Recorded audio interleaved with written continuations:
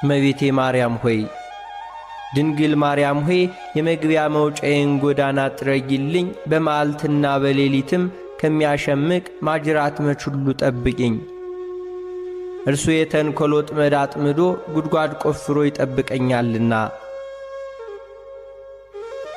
እመቤቴ ማርያም ሆይ ልዩ ለሆኑ ለዓይንሽ ቀራንብት ሁሉ ሰላምታ ይገባል።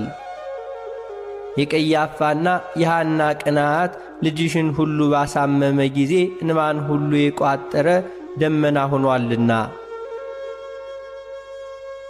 ድንግል ሆይ ንጽሕናን ቅድስናን የተጎናጸፍሽ ነሽና ጸዋሬ ዜና ገብርኤል በብስራቱ ደስ እንዳሰኘሽ ልቦናዬን ደስ የሚያሰኝ ነገር ሁሉ አሰሚኝ። እመቤቴ ማርያም ሆይ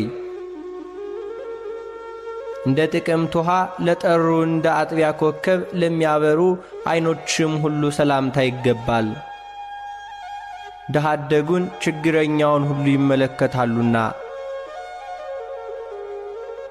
ድንግል ሆይ ኑፋቄ ልቡና ሐኬተ ሕሊና የሌለብሽ ንጽሕት ነሽና በጽኑ የልቅሶ ገመድ የተተበተብኩት እንዳልሆን ልቤ ባዘነና በተከዘ ጊዜ ታረጋጊኝ ዘንድ ፈጥነሽ ድረሽልኝ።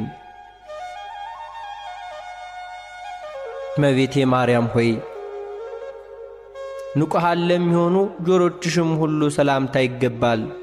የሁሉ ጌታ እግዚአብሔር በገብርኤል ተመስሎ በመጣ ጊዜ ቃሉን ለመስማት በቅተው ተገኝተዋልና። ድንግል ማርያም ሆይ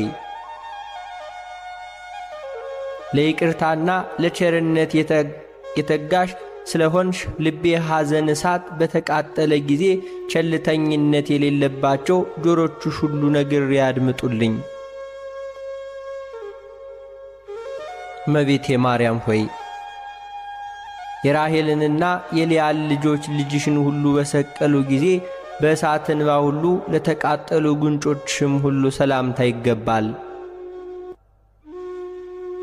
ድንግል ሆይ እጅግ በታመነው በተደነቀው የጥበብሽ ስልት ሁሉ የደም ወገን ከሚሆኑ ከዱር አንበሳዎች ሁሉ ዲያብሎስ አድኝኝ፣ የነፍሴ አምባ መጠጊያ ነሽና።